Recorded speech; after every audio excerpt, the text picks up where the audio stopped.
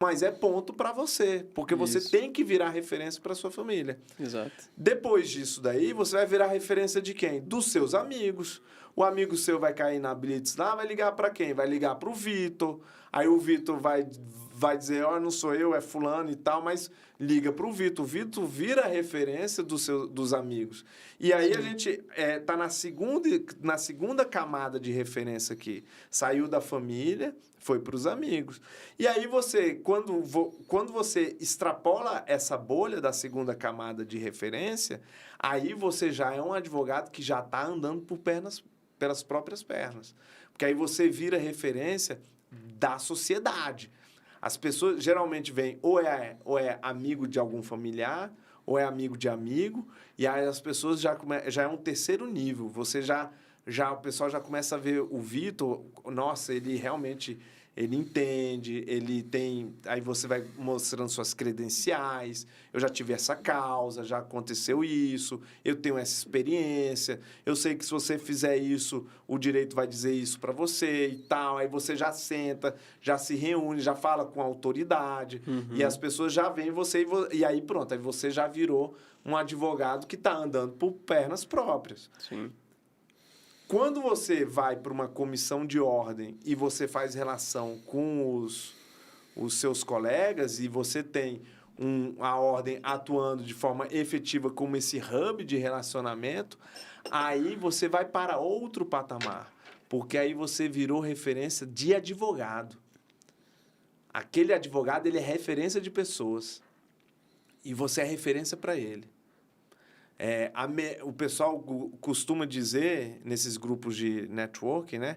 A melhor indicação que tem é a indicação do advogado, porque o cliente, poxa, o cara confiou a procuração dele para mim. Uhum. Se ele confiou a procuração dele para mim, se eu disser para alguma pessoa, contrata ele vai dizer, não, contrato, porque eu passo procuração para ele, pode confiar. Já sai vendido, né? Já sai na boca do gol, é só Exato. empurrar para dentro. Então, assim, é fundamental que uma comissão, a sua pergunta foi essa, né? Isso. O que você acha das comissões? As comissões precisam ser efetivas por duas razões. Pela razão precípua, elas precisam cumprir a missão da qual ela foi constituída, e a segunda, ela precisa fazer isso pela advocacia, dar essa experiência à advocacia. E é uma grande experiência, eu super recomendo. Então, agora, terminamos um processo eleitoral, 2025, certamente teremos comissão aberta aí para o pessoal. Uhum. Sugiro que ingressem em comissão, participem, porque aí você vai ampliar aí a sua experiência e a sua rede de relacionamentos. Essas comissões são de responsabilidade da OAB? É a OAB que gerencia, que façam com que que conclama os advogados se reunirem? Isso, a comissão ela é responsabilidade da Ordem dos Advogados. As subseções estão Guará, Taguatinga, Núcleo Bandeirante, Ceilândia, Paranoá. E aí nos outros estados, Sete Lagoas, Uhum. Araguari, que eu citei, Serra Talhada lá em Pernambuco, Caruaru, Petrolina.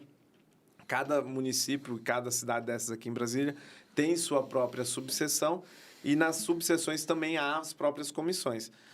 São todas geridas pela ordem, mas é importante que os membros da comissão, e principalmente o presidente da comissão, tenha essa efetividade. É claro que a instituição precisa da liberdade, porque não adianta você ter lá uma comissão, mas eu sou presidente da comissão, mas não consigo sala para reunir. Aí não vai adiantar, mas ela precisa, de alguma forma, ter alguma estrutura para ela poder fazer as reuniões. Muito embora hoje com online, né? Uhum. Então, dá para reunir até online. Eu mesmo,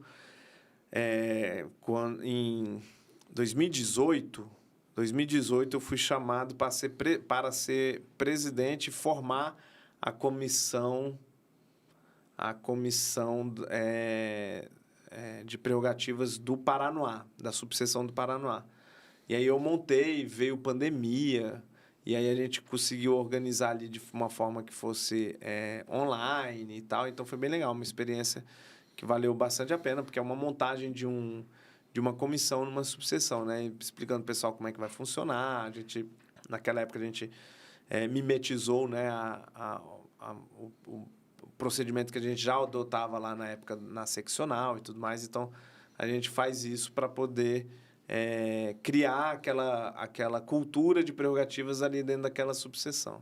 Então, depende muito da instituição dar as condições e do presidente, ele, de alguma forma, fazer, e os seus membros, né, fazer com que a comissão ela siga o seu papel.